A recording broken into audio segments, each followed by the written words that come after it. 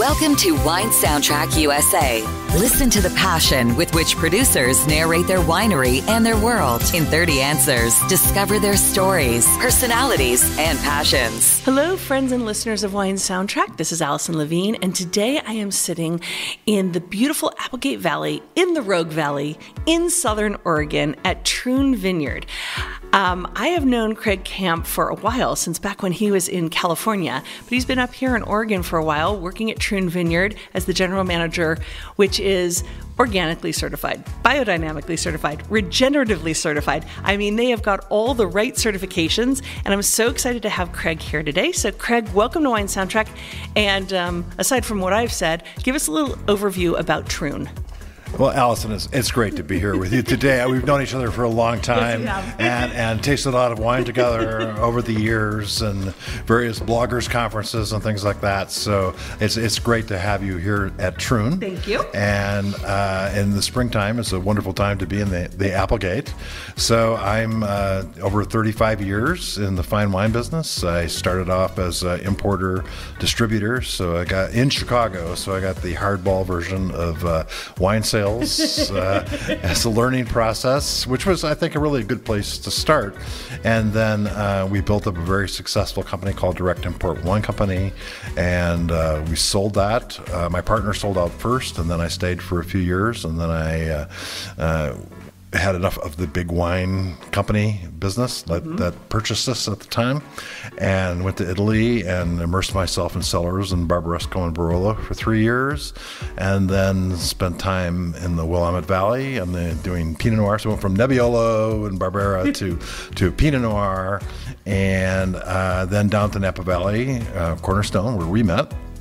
Up on Howell Mountain doing Cabernet Sauvignon, and then finally made it over to back to Oregon. Yeah, back to Oregon, which is something I wanted to do when I was in Willamette Valley. I was buying Syrah and Viognier from Rogue Valley, and I just thought it was just an incredibly interesting area, and it was really a counterpoint to the Napa experience, where things are there's less opportunities for experimentation.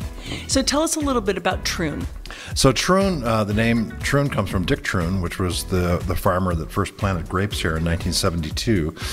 So he was a pioneer. He's part of Oregon wine history, and so we kept that name to honor that history. And his daughters still come visit us, so it's a great experience. But Dick was typical farmer of the area. He planted grapes because he thought it would be a better crop, a better commercial decision, not out of some having gone to Burgundy or whatever and fallen in love with wine. He just was a real farmer, and then it was sold. He sold it to another family, and then I came here in 2016, and then the new owners, Dr. Brian and Denise White of Texas, purchased it in 2017, and we started this voyage to biodynamics and regenerative organics. Wow. And how many acres is the property? So we're a 100-acre farm. So about half of that is devoted to grapevines, 20 varieties, 50 acres. And then the rest is, as you would expect on a biodynamic farm, dedicated to biodiversity. So we have over 300 French cider apple trees. So there'll be a cider out in a few years, a Normandy style, bottle fermented. We have sheep and chickens and dogs and wildlife, as you heard last night. And then we have 5 acres of hay and about 3 acres of vegetable gardens and food forest for our farm stand and to selling to local restaurants. I love that. And of course, you get your manure from the dairy next door. Yes. This was the ultimate good karma, because we need a lot of manure, far more than we could produce ourselves with the kind of number of cattle that we could sustain here. So we have Noble Dairy, which is our next door neighbor, with several thousand head of organic cattle. They've been organic since 2004. So we are able to, I just pick up the phone and call Sharon Noble, and the manure starts arriving. So it's a great symbiotic relationship, because as you know, dairy farmers are struggling, and for them it's another profit stream, and for us it's an unbelievable asset. Wow. So you said that you have 20 different varieties. Can you name them all? Oh, geez, off the top of my head. Well, you're Southern French inspired. Yes. So when I first came here, what we did is we brought in a company called Vineyard Soil Technologies out of Napa, and we dug 75-foot deep soil pits. 70 throughout the property, and we had a couple of PhDs here for a week up to their chins and holes, and did this complete soil analysis where it came back. It looks like it looks like the Bible. It's about that thick, and we kind of treated it like that, I guess. So we took that information along with our own experience and weather data, and really decided that these Southern French varieties were ideal for the Applegate Valley. So we have kind of the complete range where we're doing almost all of the Chateauneuf varieties, at least all the famous ones, the really obscure ones we can't get. And then from Southwest, we have Negrette and Tannat. So, but a lot of Syrah, a lot of Mourvedre, a lot of Grenache, and then a lot of Marsanne, Roussanne, and Viognier. Those would be the predominant varieties. But Vermentino is actually our largest planted white variety, which of course the French call Roll. Right, exactly. And I hear lots of winemakers say that Vermentino is the future. Well, it's a dream variety. It's wonderful to farm. It's absolutely it's a plant that likes to grow grapes. It's very resilient. It maintains acidity, and if you farm it properly, it's a very complex wine, as you see often from wines of Sardinia and Corsica. Mm-hmm. That these are there's also many lighthearted Vermentinos out there, along the coast for your Frito Misto on the coast and Liguria. But what we're doing here is more in that richer Sardinian Corsican style. And what's your total case production? So right now we had to go through a replant because we had red blotch virus throughout the vineyard, and when you have weakened vines, that leads to every other kind of trunk disease coming in. The students from Oregon State would come down here; they'd love it because they could pull up a vine and see like a dozen different diseases. It's like perfect for them. So obviously the negative of that is that it's incredibly expensive and time consuming to replant a vineyard. The positive, of course, is that we get to plant exactly what we want, where we want it, and how we want it. So we were able to select the varieties we want, the rootstocks we want, and plant them biodynamically from the beginning. So that has been an exciting process. When was that replanting? So we just finished last year. It was a 6-year process. So going back to the original question of how much wine do we make, right now we're making about 6,000 cases, but eventually, as all these vineyards come back into production, it'll be about 12,000 cases of wine and about 2,000 cases of cider. Nice. And where are your wines available? What markets? We are available in most major cities and markets in the United States and 3 Canadian provinces. You're not going to find us at the big grocery stores and the big box stores, but you can find us at wine shops and wine bars and things like that. People that are looking for naturally crafted wines. So, what is your first memory relevant to wine? Okay. So when I was in college, I grew up in Harvard, Illinois, and dairy farmers and things like that, and wine was not a part of my life at all. I never saw any wine. So when I was in college, I went and studied, quote unquote, for a semester in Austria, and then hitchhiked around Europe for the rest of the summer. Spent a lot of time in France. And I think the first wine I remember was at a wine bar in Strasbourg, in Alsace, and it was just a Edelsecker, just the house blend, and I just really appealed to me. And then traveling around France, we would go to the store, and you would buy wine based on the alcohol level, because the higher the more expensive it was, so we weren't buying the most expensive. But these were the days of hippies, so we would go to the park around the Eiffel Tower, and if you had a bottle of wine, you could sit down with people, and somebody would have some meat, and somebody would have some cheese and things, and you have this kind of communal meal. So I came back from that time in Europe, and feeling incredibly sophisticated. Like, oh, now, I'm really on top of the world. And I went to a wine store and realized I didn't know anything. So I bought like a lot of people at the time, Alexis Bespeloff's Signet Book of Wine.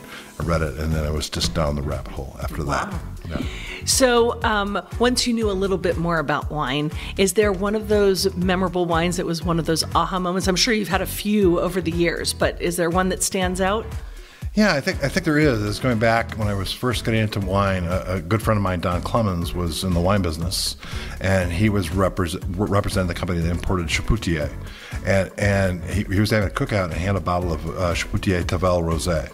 And it just like, wow, this is like something else. And it just kind of really lit up the fact it could be something more than just this beverage and things like that. And then, then after that, it was just terrible after that. But I just, I was a journalist at the time, and about 2 years later, I was in the wine business.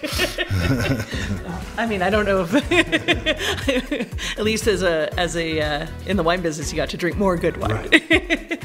So if we were to come to your home today, what kind of wines would we find in your home? Are you drinking mostly Oregon wines? Are you drinking wines from around the world? Are you drinking only your own wines, not your own wines? Well, I have to be honest, I don't drink our own wines a lot at home because it's too emotional. So I think sometimes because you're like, oh, I wonder if we should have picked that a little earlier or this or that. There's always self-critical. There's always this like you're digging in, and it's too digging into the nitty gritty too much all the time. So at home, I tend to try. It's a pretty diverse range of wines. I have to admit they're mostly Italian and French. Mm-hmm. Because living down here in Southern Oregon, there's not a lot of great wine shops, so I tend to order most of my wine online. I belong to a very narrow range of wine clubs, but the main one is Kermit Lynch. Mm-hmm. So I buy a lot of wine from Kermit Lynch, and as a wine club member, they give these wonderful discounts every few times a year, and I stock up. So I'm drinking a lot of Provence, Beaujolais, and then from Italy, a lot of Dolcetto and Barbera and things like that. Because I think at home, especially during the week, it's really lighter meals and things like that. So I like lighter, fresher wines, and I'm a bit of an acid junkie. So, like I understand that. The usual wine geek thing, where I want Riesling and all those things, So is there a wine that you opened up recently that drank really well? Something from your cellar, or maybe you were out to dinner? Well, I'm fortunate over the years to have focused on trying to keep an ongoing collection of certain Barolo and Barbarescos that I worked at and were friends of mine. I really like to drink the wines of people I know. There's a story there. There's a story there, and there's a personal connection and things like that. So a lot of from Barolo and Barbaresco, Marcarini from Lamora, and then Poderi Cola, really favorites. I have wines going back to the 90s from them, and the Vietti pre-Luca leaving and everything. I loved his wines. These are all people that I worked with or involved in, and Sottimano and Barbaresco. Nice. Did you open any recently? Well, I tend to open those older bottles here with the team because it's like this is like open it with wine geeks. They're really into it. So usually we always finish harvest. I'll make risotto con porcini and open up some old stuff. So I opened up a '98 Maccarini Lamora Brunate. Last year that really stuck out in my mind. Ooh, nice. So you work with a lot of different grapes. Over the years, you've worked with a lot of different grapes. You've kind of covered every region of France at some point. I'm curious if you think there's a such thing as a perfect variety. Well, I think there's a perfect variety for a place.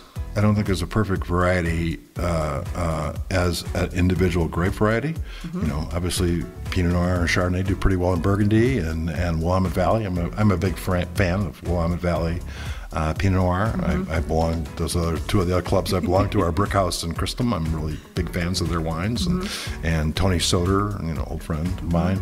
So I really love those wines. But going, again, it's more where it's grown and what you're eating to me that makes the wine great.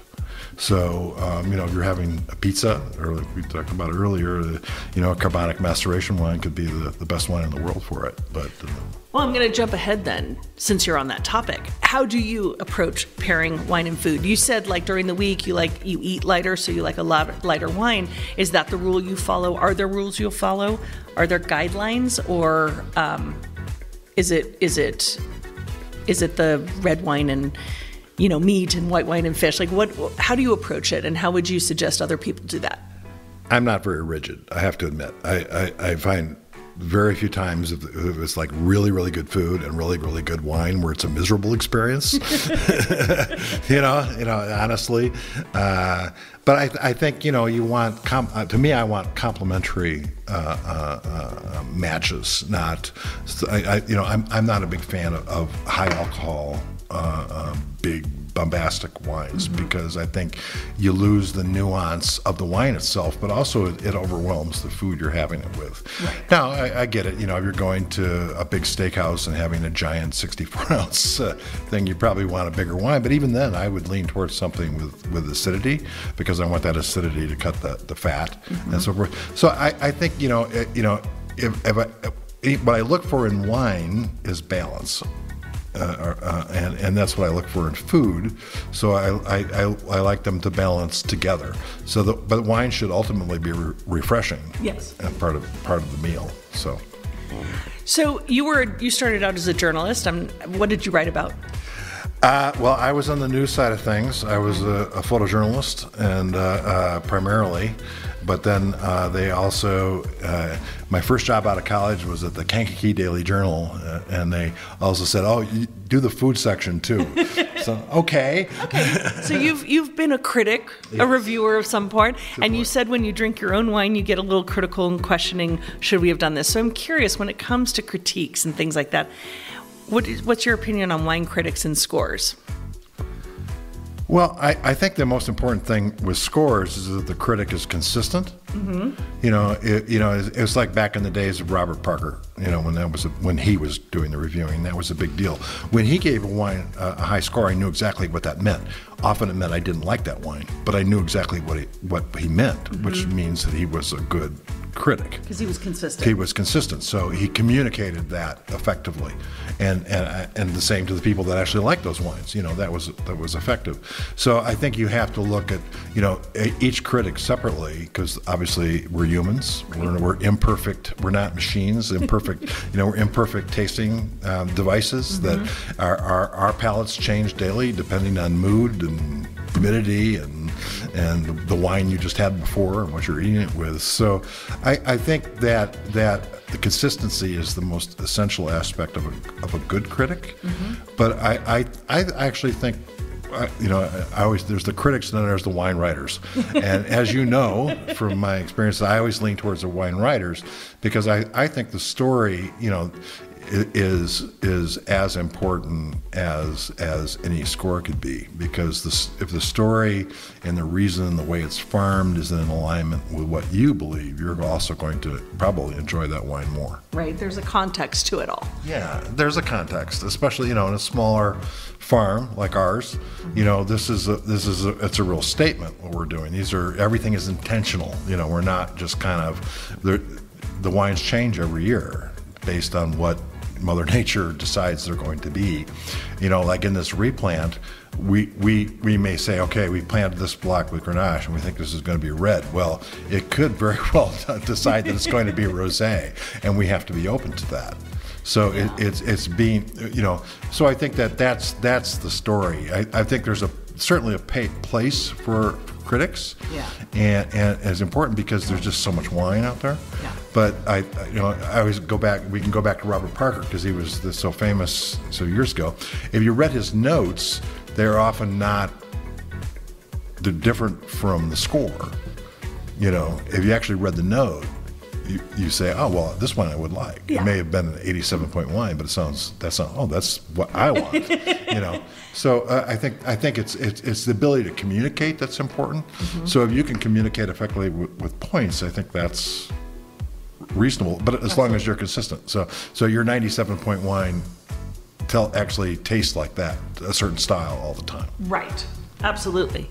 So for somebody who hasn't had Troon Vineyard wines yet, what do you think they're missing out on? I mean, I know you've hit on this a little bit about, place, but what do you think someone is missing out on?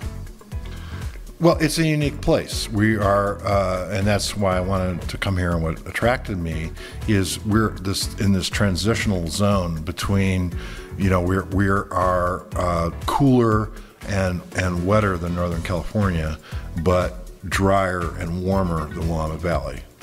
So it's a very distinct growing region. We're very close to the ocean. We're in the mountains. We're at about 1,400 feet right here, and we're in the valley. So It gives you an idea. Most like I think the Hall Mountain AVA starts at 1,400, and you're up in the mountain at this point. But here we're actually in the valley, and we're at 1,400. So this combination of unique weather patterns, along with the fact that we're in the Siskiyou Mountains, not not in the volcanic ranges, is that these are ancient soils. These mountains were probably formed in volcanoes over by Japan and then jammed up against the coast over billions of years ago. Excuse me. That's amazing. And so you get this decomposed granite, this unique weather pattern that creates a distinctive style. And also because where we are on the map, combined with the altitude, so we get it's a compacted growing season because of the altitude and because as far north as we are, so the days, the season is shorter. Mm-hmm. But during the growing season, our days are much longer, and we don't get any fog like they do, say, in Sonoma. So the vines basically go into photosynthesis immediately in the morning and then go really, really long through the day. That's why we can ripen these varieties successfully here. But then in harvest season in October for these reds, the days get extremely short and the nights extremely cold. I've been out there in the 20s, in the morning. So what that allows us to do is the days get short, so photosynthesis comes to a crawl. So sugar accumulation almost stops, but the phenolic ripening continues.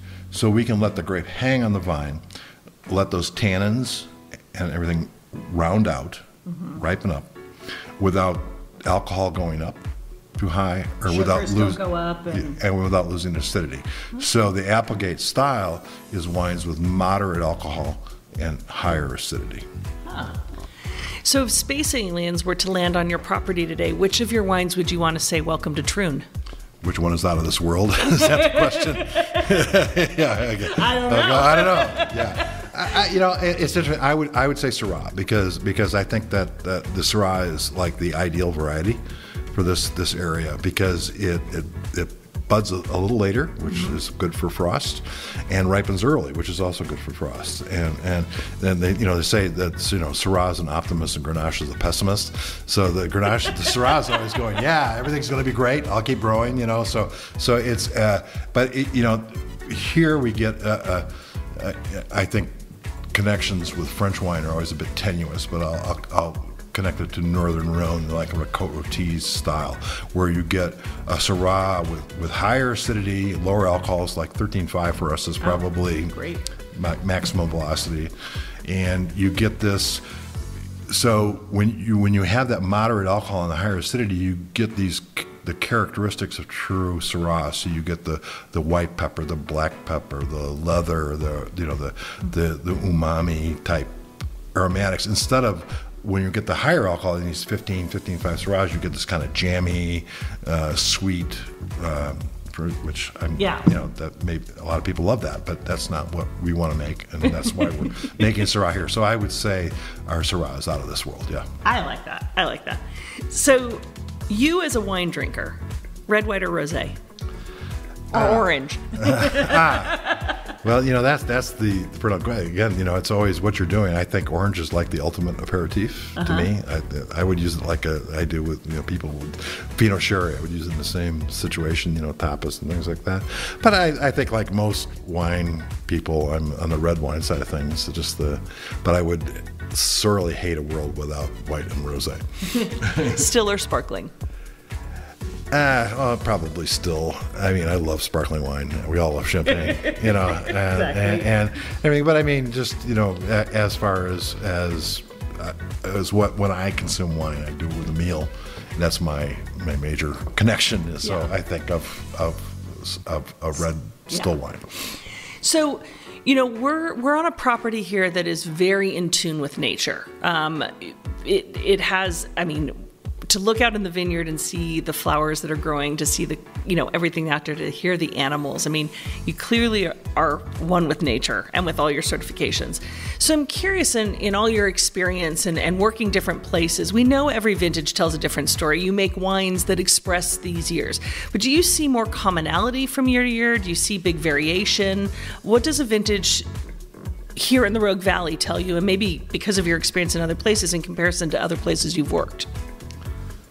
Well, there's always vintage variation. People in my time in Napa, the 10 years there was dramatic vintage variations. It depends if you try to overwhelm those with your winemaking technique. It's pretty easy to overwhelm vintage character with technology. And also in a climate like California, where you basically can pick as late as you want. You've got this gigantic ripening window, at least on lots of parts of it. Obviously, on the coastal areas, you don't in other places. Right. But that gives you the opportunity to just keep it going, and then it gives you this consistent style. But if you watch how they make wines at the bigger operations, that's an industrial concept. You take in this product from the vineyard and analyze it, and then you start adding stuff. So the last thing they want is vintage variation, and with modern technology, it's pretty easy to overwhelm that and to smooth it all out. So what we're trying to do is to express that. We actually want that difference. Also, obviously, as a biodynamic winery, we don't really have any options. There isn't really anything you can do to it. So it's a mindset. I think there's two parts of the wine business. There's the beverage alcohol side, where they're trying to make a consistent product, and you see the executives, they bounce back and forth between Coca-Cola and the giant wine corporations because they're selling this beverage. Right. And then there's artisan winemakers that are trying to express a place and a variety. And they're really different products, so it's really hard to compare them because they're different. Are there any signs or predictors that you look for that will tell you what a vintage is going to give you? Yeah, certainly. As you go through the year, there's lots of indicators, and as people think of biodynamics, we actually do include science in the process. So really? You're not just running through the vineyards naked? Right, yeah. So we actually go out and take measurements, and so we have an idea where everything is going. And that changes your decision through the season where a wine, those grapes may be destined for. So you may have thought you were going to make a big red out of this block, but then you change it to, I'm going to make a carbonic wine out of it, or a rosé or something like that, based on what that season is doing. So you have to let it tell you what it's going to be, and then actually listen. Speaking of listening, walking through the vineyards, you talk to your vines? Do you listen to them, or do you talk to them or talk at them? I don't talk out loud to them. Are you sure? Yes. Well, I don't think I have to. I think that that it's all this. Our whole point of biodynamics is that it's this natural system. We're trying to build up a natural system. So you got the natural system of the soil. If you have a natural system in the soil, you have a natural system in the vine. And if you have a natural interaction with it as the humans involved, then you're all. That's how you communicate with each other. So we're communicating through the vines through the health that we give them in the soil. So I like that. I don't talk to them personally. They're not named. You don't have to reprimand them because they're so happy, because they're living in their perfect world. Exactly. In their own biomes of flies and birds and bees and flowers and everything they need to thrive. You were saying that at the end of a harvest, you always open up one of your Barolos or Barbarescos and you make dinner. Do you have any rituals that you do at the start of the harvest for either yourself or for your team? Well, actually, maybe more than one that we open at the True. And we do. One of the fun parts of harvest every year is the interns coming in. Mm-hmm. And we have 2 or 3 interns a year that come from all over the world, and so I would say that our opening intern dinner is kind of the kickoff, because they arrive just a little time before harvest starts, and so that's our celebratory event, and we'll open some nice wines also for that. And this is a fun place to hang out. They're just opening a lot of good wines. And of course, we like to open a bottle of bubbly. I like to open. Last few years we've opened Iron Horse, which is Joy Sterling's a close friend of mine for many, many years, and so I like to include her in that. Her wine gets served at State Department dinners, and it gets served at Troon. Yeah. So we'll do that, and I mean but there's we open a bottle or two for 20-something people, so but then I really think that the experience of harvest is our harvest meals, that we'll put together at the end of the day for the team, and everybody will chip in, bring interesting bottles and things like that and talk through. And then we're different here. So if you're like in Napa or Willamette Valley, where it's basically a couple of varieties and they're all ripening at once, we have 20 varieties, and so our harvest is long. It's because they all ripen at different times. So it may be 6 weeks long. And so it's a different experience. When I was in Willamette Valley, Pinot, it's like, okay, here you go. And it's all coming, in the next 2 weeks. So that's a very different experience than how we do it. So you don't necessarily have that kind of intense 2-week period where you're working 18 hours a day. It's more spread out, which I think creates a different social interaction between the team. Absolutely. Yeah. So with such long harvests and such like that, do you get any free time? And if you get free time, what do you like to do in your free time? Yes, we do get free time during harvest. I say because we get those breaks. I think everybody tries to stay a little quiet on those days, to tell you the truth. And it's a good day. I'll remind my wife that I'm around, during and then come home for a few days. But we don't have. It's not a big staff here, so it's not like there aren't other things to do. Right. But when you're not at work, what do you like to do? Or do you just work all the time? Oh, yeah, it's a small team and you work all the time. We work all the time. I love to cook. I mean, this to me that would be one of my pleasures, is to spend the day cooking something, probably Italian. Getting hungry. So if you were planning a romantic evening for you and your wife, what sort of wines get opened to set the mood different from just an average night?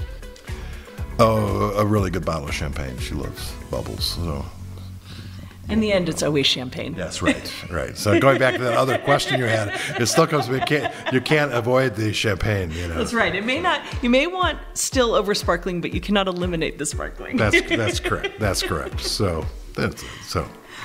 So when you look back at your career or in life, we're given advice by a lot of people, from our parents, teachers, mentors, friends. Is there a piece of advice that you got somewhere along the way that is something you try to live or work by?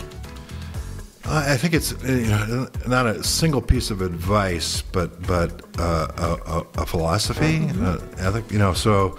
For me, I would say my main mentors in the wine business were Becky Wasserman, Neil and Maria Empson, and Christopher Cannon. Those are the people I started working with as an importer, and their love of authentic terroir-driven wines really gave me the base of my education and philosophy, traveling with them in Europe. One of my favorite memories when I was just getting into the wine business was spending 3 weeks with Neil Empson on the road in Italy, going from estate to estate, and then coming back year after year to those estates. So I would say the people like that. Then in the United States, Tony Soder, I met him when he was at Spotswood, and we would meet in a very sleepy Yountville at those days and open wines and talk about wines. And Kathy Corson, the same thing. Josh Jensen at Calera, Richard Sanford. All the big names. Yeah, but these were all, when I met them, they weren't big names. No, just normal people. they were just starting out and getting going. But I mean, it was a fabulous time to get connected to wine. So I would say I'm leaving out all sorts of people. Barry and Audrey Sterling at Iron Horse and things like that. On and on. Fred Fisher at Fisher Vineyards. There's a long list of them. Wow. So, with all these amazing people, we're sitting at a table, your wines are on the table, and you have a seat next to you. If there was anyone from any walk of life, living or deceased, that you could share a bottle of Troon wine with, who would it be? Well, that's an easy and a sad answer. My father died very young, and now that I'm much older than he was when he died, I realized how young he was. Mm-hmm. So he was just 64 when he died, and I was in his 30s, so he never saw any of this aspects of my life, just the beginning of it, so I would definitely want to share it with him. Love that. When you look back at your career, what would you say is one of your proudest achievements to date? The biodynamic certification here at Troon. I think that was to take a property that had been farmed conventionally and had so much potential, and within 3 years getting a biodynamic certification. I think that was, I'm very proud of that accomplishment. I love that. And of course, you're regenerative now, and you're the only winery in Oregon that's regenerative, and you were the second winery in the U.S. to be regenerative. Is that correct? Okay, so we are we were the first in Oregon, and we are still the only one in Oregon that's both Demeter Biodynamic and Regenerative Organic Certified. But we were the second winery in the world to be Regenerative Organic Certified. And we are one of 4 farms of any kind in the world to be Regenerative Organic Gold certified, which means that you've been certified in all 3 pillars, which include the farming, agriculture, the human, the social aspects, and the animal welfare part. So when you're drinking wine, this is what you want to drink. You want to drink a wine that understands everything: earth, the people, everything. Yeah. I mean, if you look at the wines I was mentioning before, here in Oregon, Christum and Brickhouse and Soder, and then in Europe, I think of like Macchiarini is always one of my favorites, and Lamora, and they have this just beautiful. They were farming organically; they didn't even know it. They just kept going that way, and they just make wines that are so authentic and of place. Sotimano and Barbaresco has a wonderful story. They were able to purchase one of the equivalent Grand Cru. They were added to their property, and the vines were 15 years old, so they were eligible to be Barbaresco already, but they didn't think they were. They spent a fortune for this. This is to buy this property, but they wanted to wait until they were in their 20s before they put it into Barbaresco. So they just sold it as Nebbiolo d'Alba, which is so non-American in the New World, But that kind of thing, that kind of connection and everything is really amazing. So complete this sentence for me. A table without wine is like breakfast. But you don't have wine at breakfast? No, I'm a coffee person. As someone who is so in tune with the environment as part of your farming practices and how this winery runs, we know climate change is an issue. We hear it, we know it, we live it. You think we'll still be making wine in 300 years, 500 years? Well, that may be above my pay grade. But, yeah, I mean, assuming the best, yeah, it may be in different places, and it may be with different varieties. The whole propagation, clonal propagation, is really cut down to the genetic diversity. In wine grapes, as I know you're involved in a project that goes beyond the kind of the basic 7, whatever it is. Yeah. So, I think we're going to have to look at different varieties in different places. 100 years from now is maybe, Willamette Valley would be great Cabernet territory. It's hard to say. And then end up in Saskatchewan growing Pinot Noir. So, but who knows? The thing is, it's our responsibility. I mean, this is part of our project, and the reason we get the certifications is that we want other people to farm this way. So we're trying to communicate that you can run a business that's environmentally responsible, still make incredibly high quality product, and be financially viable. So that's what you have to do. We have to change the way people are living. Right. Otherwise, no. We won't be. Well, remember those aliens that first came to your property that you shared a wine with? They're going to take you home with them. And if you were going with them, what 3 bottles of wine or what 3 wines would you want to take with you to enjoy? Any 3 wines. They can be your own or not your own. Well, I'll go back to the wines I have sitting in my cellar right now. I really don't want to leave without. So a 98 Maccarini Brunate, a 2000 Biandisante Brunello di Montalcino, and boy, the third one, I will say a 94 Bodere Cola Barolo. I love it. You have it down to the vintage. Yeah. Well, I don't have a lot of those bottles left, so it's not hard to remember them. Most people are like, well, I'd have a grower champagne and this, that. You're like, no, I want a 2022, a 1984. I know those bottles are there, and I know I want to consume them. I love it. Well, Craig, it's time for us to play our little game now. Okay. It's about pairing wine with music. We know that wine and music go hand in hand. Wine makes us feel something, music does. So looking at your wines, I want you to tell me either a genre or a specific song that best expresses the wine that we have. So I'm most fascinated by your glau, your glue. Glub, glub. Glub, glub. For music, since we're on the West Coast, and I make wine on the West Coast, let's go to West Coast jazz and say Dave Brubeck. The background rhythms based on classical music that he used made for really complex music, but then the light lifted, Paul Desmond on sax. Paul Desmond. It was always the sound of a dry martini. I'll say it's the sound of Applegate Valley. And the glub glub is or the glue glue is, what exactly is that? Glou is it's French slang for a gulpable glug glug wine, and it's a carbonic maceration wine we make. So it's like Nouveau Beaujolais. We make every year in one tank, and it's like chill it down, gulp it down in the summertime, have fun, and that's it. So it's very, very lighthearted and fun, which I like a lot. So, what about your Negrette? Well, I'll tell you when we actually, we put a little bit into, we just harvested a little bit, so we haven't really gotten it out yet. So I'll let you know. Okay. It has not told us where it's going. Mourvèdre? Well, I think that's one of our more exciting wines right now that I would put it is the Amphora Mourvèdre. That's aged for 10 months in clay amphora. And I really like the texturization you get from the clay and concrete. It changes the textures on the palate and the aromatics, and I really like it a lot. So I think it's a really exciting wine, and there's more of it sitting in amphora aging right now. So. And the music? The music for that, let's go something more like Chopin Nocturnes or something like that. Very uplifted, bright, and a little dreamy. What about your Vermentino or roll? Okay.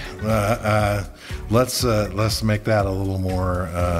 That's definitely crisper and fresher. So let's go to Coltrane and something that is more fun, upbeat range. I'm trying to think. And then, of course, the wine you would give to the aliens, that wonderful Syrah. Yes, well, that's oh boy, that's again, I guess I would lean towards that's a little more operatic. So I would lean towards something from Noce de Figaro or something like that. I think something just a little, because it's fun but serious at the same time. Good job. You did it. We're done. Okay. So, Craig, I have one last question. It's a two-parter. The first part is, what wine region in this world is at the top of your bucket list to explore? Where do you want to go? I've never been to New Zealand. I'd really like to go to New Zealand. It looks just, I love the wines. I like the attitude, and the photos look great. I've been to Australia. I've been to Europe many times, every wine region in Europe, and New Zealand appeals to me. Well, you should head to New Zealand, but if somebody wants to come here to Troon and visit, how can they find you? What can they do? Where do they find you? Tell us. How do they get here?